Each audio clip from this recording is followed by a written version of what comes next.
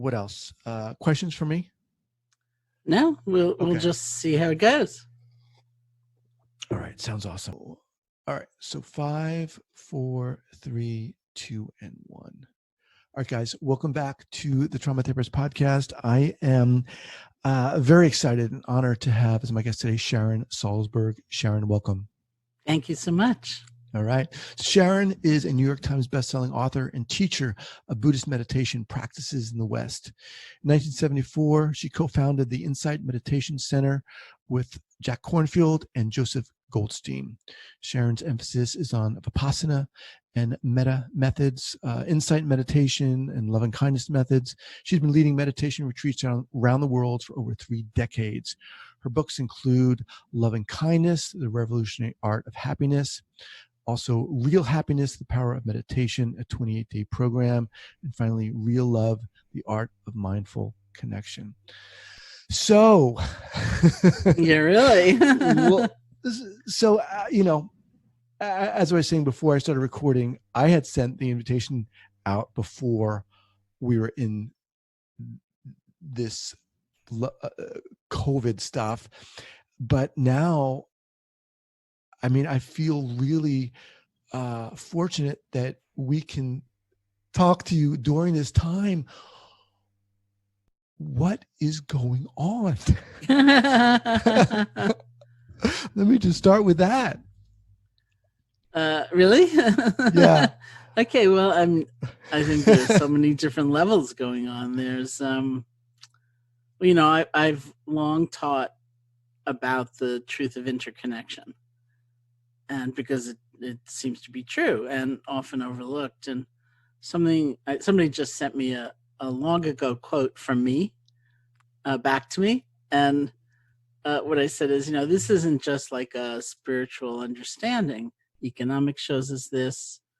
Environmental consciousness certainly shows us this. Even epidemiology shows us this, that what happens over there doesn't nicely stay over there. It comes over here, and what we do, where we put our energy, what we're dedicated to, that also matters because it will ripple out. And so I think on one level, what we're seeing is the kind of terrible face of interconnection.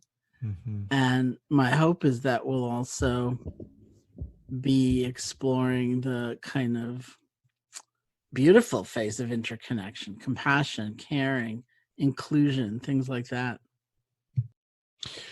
One of the things that, let's do this. I'm really curious, and I want to kind of extrapolate on everything you just mentioned, but if we can, let's kind of start with you talking a little bit about how the heck you got into this in the first place. What drew you into this field?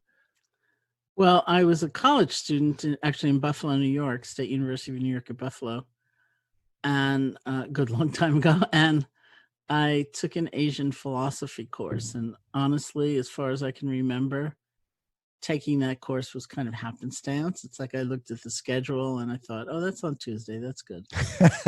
And it completely changed my life in 2 ways. One is in the section speaking about the Buddha, they were talking about the Buddha, talking about the suffering in life. And that's actually not a grim or depressing statement. That is a liberating statement, because I, for one, like many people, had had a very traumatic, difficult childhood. And mine, like many people's, was a family system where this was never ever spoken about. And so I didn't know what to do with all of those feelings inside of me. And hearing that statement from the Buddha was like hearing, you belong.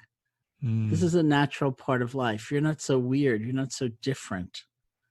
So that was an incredible moment for me. And I also heard in the context of that class that they were tools, they were actual methods that if one practiced them could make you a lot happier.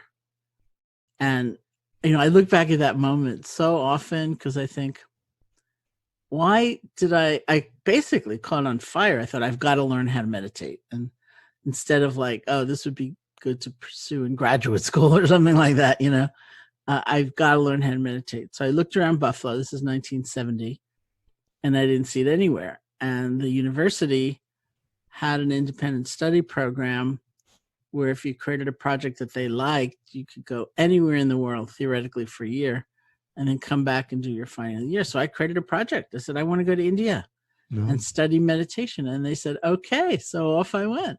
Wow. It's interesting to hear you talk a little bit about your traumatic childhood in a sense, and how that seemed to maybe emotionally isolate you, and then finding this course and these writings by the Buddha, and how that kind of sparked this feeling of I guess so many things, belonging or hope even. And, you write about that a lot, that feeling of, or that the need for us to value who we are, value the kind of hills and valleys and the imperfections. And I'm just thinking how really important that is in this time, because of seemingly we're trying to physically isolate, and that kind of almost peels back the layers for who we are, which can be really hard. It can be hard, but I mean, it's an amazing, bizarre time, because something I really have felt, is that certainly in the US, in terms of the kind of general cultural message, is that suffering needs to be hidden. Mm-hmm. It's a sign that you've somehow lost control.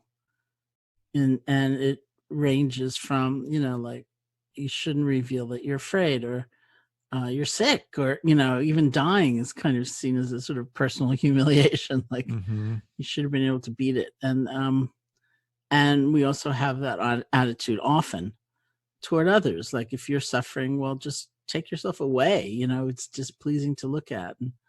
And here we are. It's like all the veils have been ripped off too, and it's such a collective experience, although not everyone is having the same suffering, to exactly the same degree. Nonetheless, it's so massively shared that that's part of my pondering, like, well, will that help us develop more compassion? Well, let's kind of unfold that. I mean, it certainly is an opportunity. I was talking with someone the other day who said that, this time hopefully will give those individuals who maybe don't have mental health challenges an idea of what people who do have mental health challenges are dealing with, and just anxiety in and of itself. We don't even have to go all the way to the far end of the continuum and talk about trauma or PTSD, but anxiety. I mean, let's face it, the level of collective anxiety has risen. There's no doubt about it. Collectively, what kind of an opportunity does that present for us, do you think? Well, I think part of it is just what you said. It's very revealing. If we are willing to pay attention, and the lesson could be compassion, instead of so much judgment. And I think anxiety is really predominant. Grief is really predominant, and if not pronounced yet, for everybody, I think it will be. I mean, I thus far have not lost a person that I know, but I suspect that my way of life before this is not going to be there. It's not going to be replicated exactly. There will be losses and change, and there probably will be people, along the way. And for me, even just watching those healthcare workers in New York City and thinking about what they're doing and what they're sacrificing, it's heart-wrenching. And these are very, very difficult times. And again, it's like we can wall ourselves off so strongly. I mean, we're kind of got that conditioning to isolate in other ways, not physically. Right. And here we are. And I do have this kind of hope that it will allow us to really care. And anxiety is such a high energy state that one of the things that people sometimes need to hear is that there are tools, not that you shouldn't judge it and feel you're bad for having it or try to vanquish it or anything like that, but there are also tools for trying to get into more balance. Mm-hmm. Such as what? Well, for some people it would be different grounding tools. Some people would be feeling the breath, remembering to breathe, because one of the things that happens in like a freeze reaction is that we forget to breathe. And that in itself can be a relief, just remember to breathe. Grounding, feeling your feet against the floor. It's kind of like internal or external mindfulness tools, like feeling the warmth of the teacup. Connecting. It's connecting to what is happening right now, because so much of that high energy state of anger or fear is the energy is hurling us into the future, which seems very bleak when we're in that state. It's like, and we're just usually spinning both energetically and through the stories we're telling ourselves. Well, that terrible thing's going to happen and that terrible thing's going to happen. I'm never going to be able to get back to New York City. I'm going to have to go get someone else to empty my apartment. Who's going to go? When can they go? So is what you're talking about, are these Vipassana meditation tools? Yeah, well, Vipassana means insight. And so the engine for developing insight classically is mindfulness. So they're mindfulness tools. Because, we tend these days, when we talk about mindfulness in the popular sense, we tend to talk about it mostly in terms of one of its very strong benefits, which is inhabiting our life more fully. It's also an interesting time for many people, those who are not leaving home. Not everyone has that luxury, of not leaving home. But for the person who's not leaving home, unless you're glued to the television 24/7, the level of sensory stimulation we're accustomed to is much less. That's part of what's, having people go up the wall. And one of the things about mindfulness is that very ordinary, repetitive, routine experiences start to pop. You do feel the warmth of the teacup, and you smell the tea, and you taste the tea. And it's a much more fulfilling experience than when you're drinking that cup of tea and multitasking at the same time, also checking your email, also on the conference call, also looking at the news also. So that's the way mindfulness has really been presented. And of course, that's an extraordinary thing. Classically, the main benefit of mindfulness is said to be insight. We don't just inhabit our lives, we understand our lives. Like we begin to see patterns in our minds, and we say, whoa, I thought that was making me so happy. That's not making me really happy, is it? Let me look at that. Or something I've often said in describing my own fears. It's sort of why I said what I said just a little bit earlier. When I've sat and just tried to be mindful of the feeling of fear, which means not getting engrossed in the content, like this is going to happen and what am I going to do? And I'm going to have to, break my lease. And well, what does it feel like? What does it feel like in my body? And what's the kind of fear movie if I'm watching it instead of in it? And what I've seen is that despite the world's pronouncement, which of course is also true, that we're afraid of the unknown, I'm largely afraid when I think I do know and it's going to be really bad. And it's all the stories that I spin that get me going. And that even in the midst of that, if I can remind myself, you know what, you don't know, then I actually relax. And there's some space that opens up. So we kind of learn the nature of what we're feeling, and maybe more hidden emotions that are in there, and how they operate in us. And we definitely, especially learn that everything is changing. Not just theoretically, but all the time in a real sense. All right, guys, just quickly, I want to thank Sensorimotor Psychotherapy Institute for being a sponsor on this podcast. Do you struggle to help numb, disconnected clients who can't feel emotion or explore inner experience? Learn a comprehensive approach to conceptualize your clients' concerns. As someone who's gone through the level 1 and level 2 trainings of sensorimotor psychotherapy training, I can really speak to the power of this training. For me, it was a game changer and is so inspiring. Sensorimotor psychotherapy uniquely includes the body and therapy as both a source of information and a target for intervention, because words are not enough. Go beyond theories and gain practical ways to open a new dimension for effective therapy. Visit Sensorimotor Psychotherapy Institute online today at sensorimotor.org. That's sensorimotor.org.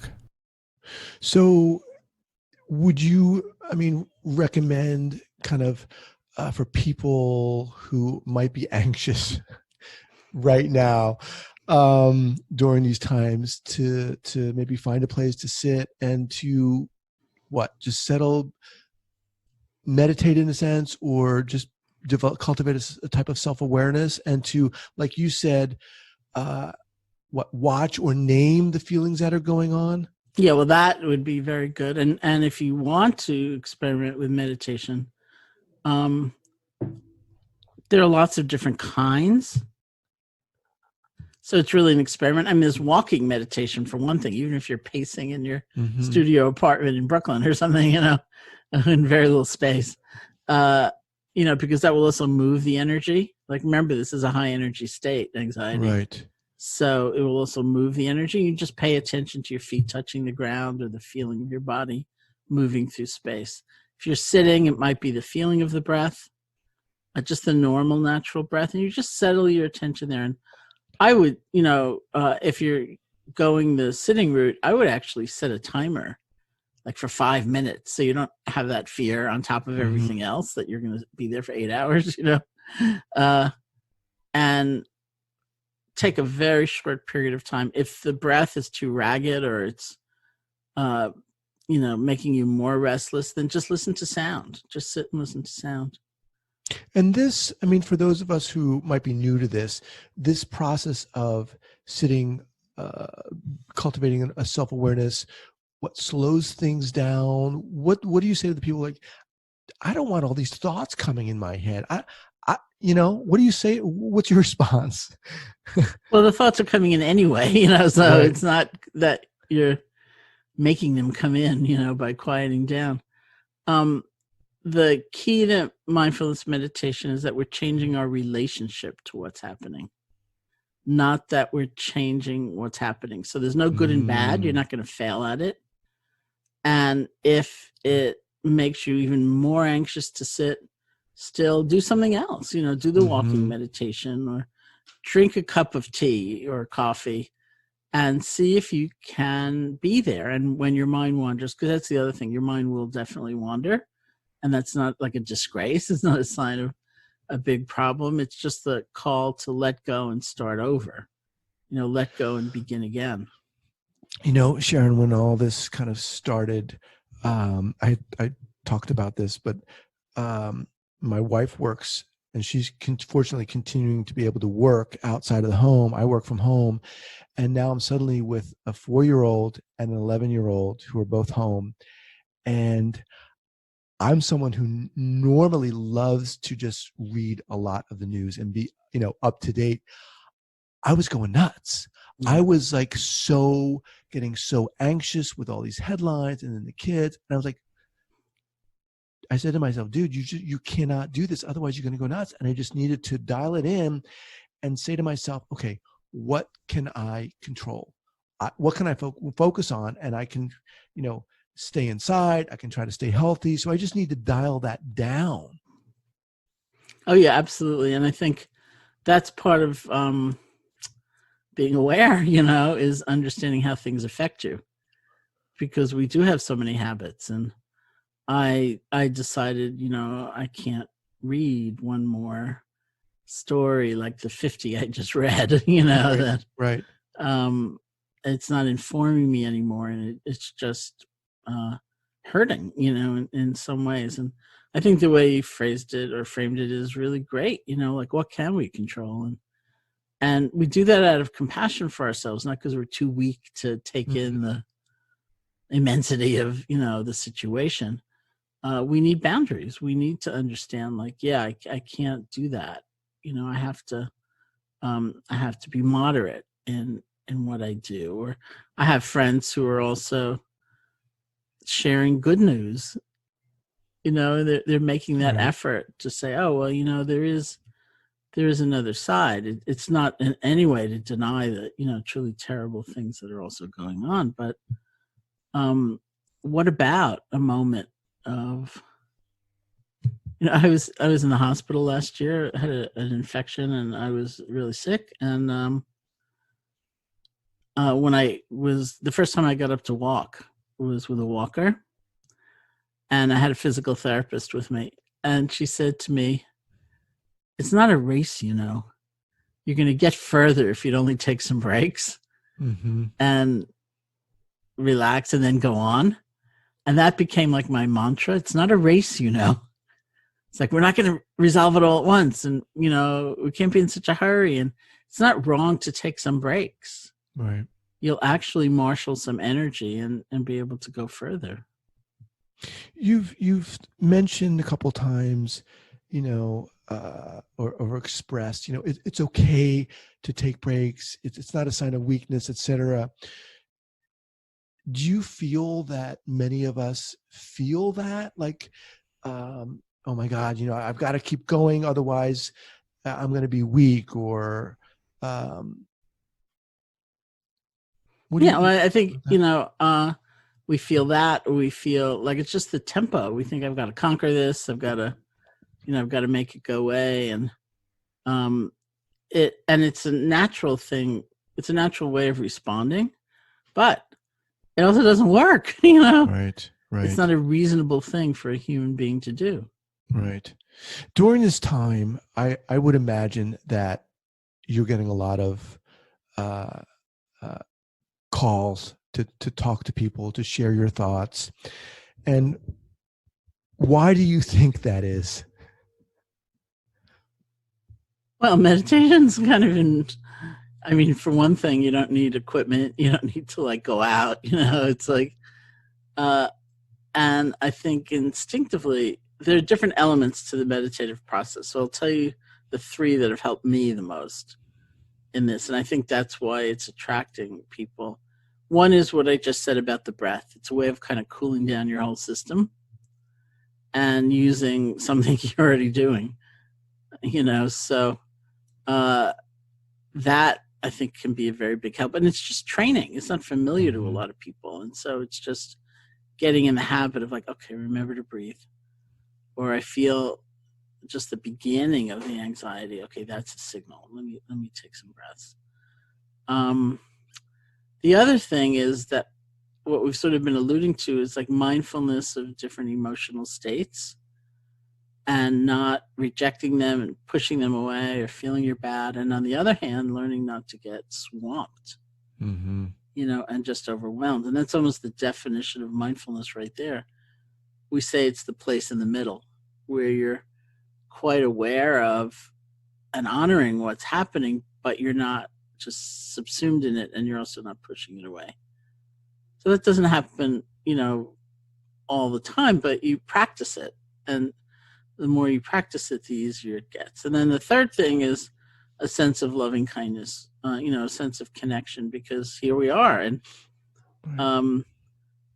for a long time, I've been really interested in what people tend to describe as an epidemic of loneliness in this country and around the world, actually.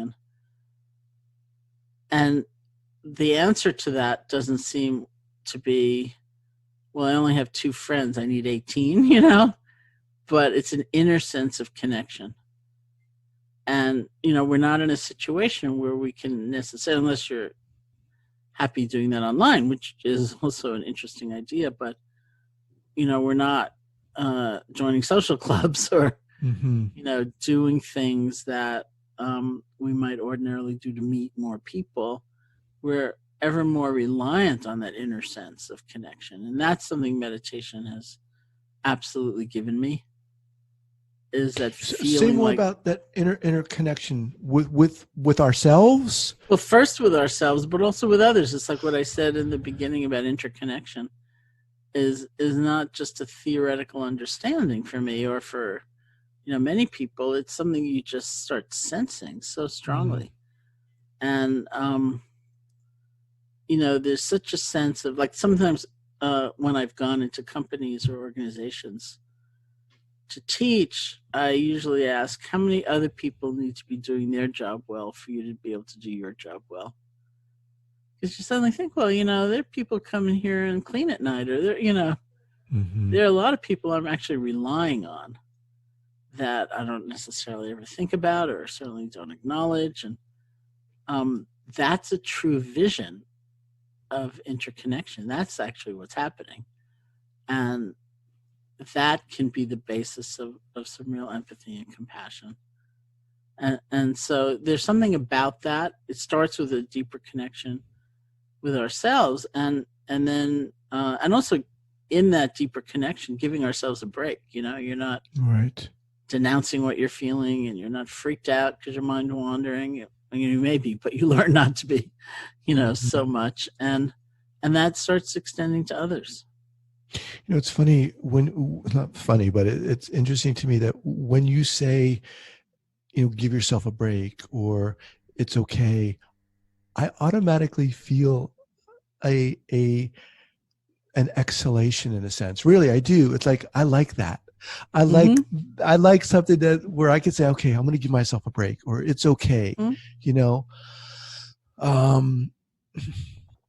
of the things that I think has really increased my anxiety with all of this is the knowledge that this is global, and that is overwhelming to me. You talked about overwhelm, and it's kind of being swamped and stuff.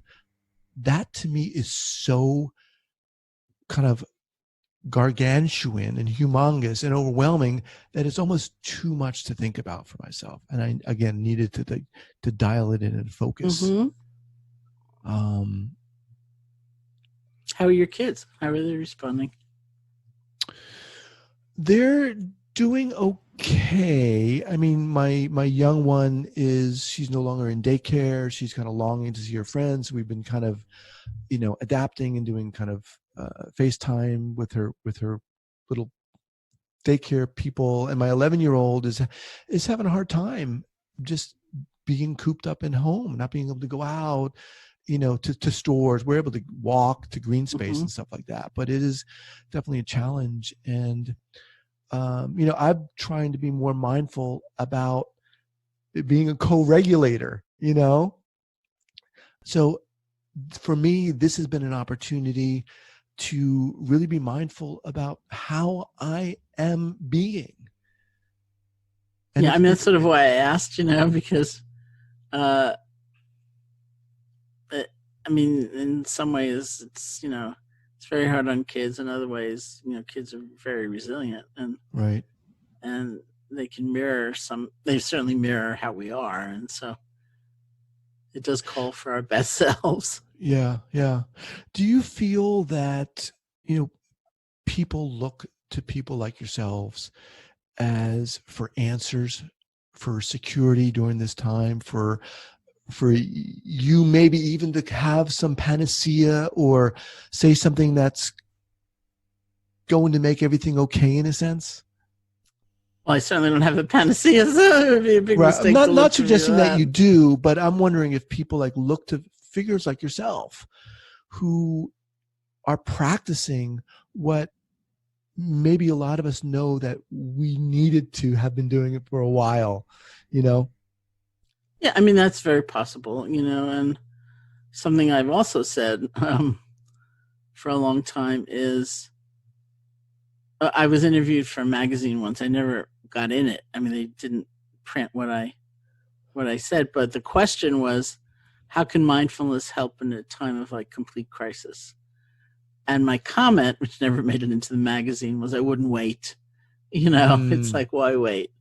But even if we do wait, it can be a useful tool. I see that. But I'm very grateful for my years of practice, because I've certainly gone through ups and downs. I'm not like this, but it's almost like a muscle you develop. And not that I am perfect by any means, and I get overwhelmed and I get anxious and I start to grieve, and it's like I have all those reactions, but I find that I can come back to a sense of balance much, obviously more readily than I could 50 years ago, when I was completely defined by the very difficult things that I was feeling and also denying them. I'm somewhat famous for having, my first meditation teacher was S.N. Goenka, and it was a 10-day retreat that began in January 1971 in India. And I'm somewhat famous for having gone marching up to him once and saying, I never used to be an angry person before I started meditating, thereby laying blame exactly where I felt it belonged, which was on him. It clearly was all his fault. And he just laughed. And, certainly I'd been hugely angry, but I hadn't been in touch with it. And just that greater degree of introspection brought me right there face to face. And it was a while before I realized it was a twofold process. It was revealing what might have been more hidden, but also being kinder to myself about it. In closing, kind of as we wind down here, what would you say to people who are listening to this and looking for maybe a tool or a technique, if you will, to help them get through the next day? Mm-hmm. Well, I think about the stress dynamic a lot, and it really is a dynamic. There's the stressor, the pressure, the difficulty, whatever it is, and then there's the resource with which it's being met. And it's always a dynamic. Sometimes we can change the stressor. Like you learned, you can't watch the news 20 hours a day or whatever you're doing, So we do work with affecting the conditions, but our superpower is in changing the resource with which it's met. And so, and for me, that's twofold. One is inner strengths, like being able to ground, being able to remember to breathe, having more mindfulness about what I'm feeling and not adding to it by thinking I shouldn't be feeling it. And the other part is connection. It's community. It's some sense of not being so alone. And if we can work on those two, we can meet the stress in a very different way. And you can do that today. Like I said, 5 minutes of sitting down and being with your breath or listening to sound, or if 5 minutes is going to be too much, drinking a cup of tea or coffee and not multitasking, actually experiencing it. And if sitting is too much, then try walking. And allowing ourselves to be okay with kind of whatever comes up, in a sense. Yeah. All right. I'm speaking with Sharon Salzberg. Sharon, what's the best way for people to get in contact with you? Well, my website is sharonsalzberg.com. So that's really the best way.